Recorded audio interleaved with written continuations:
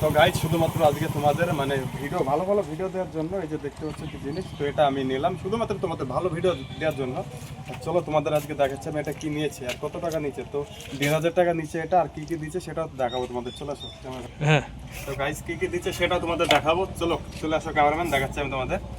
তো এখানটায় দেখতে পাচ্ছ একটা মাইক্রোফোন দিয়েছে, এই যে দেখছো।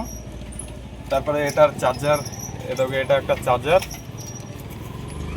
আর এটা খুলছে না, এটা মনে হয় ডিম টিম আছে গাইজ, বুঝলা তো।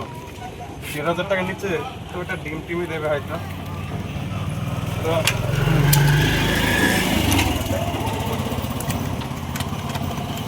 তো গাইজ এটা চার্জার, হ্যাঁ।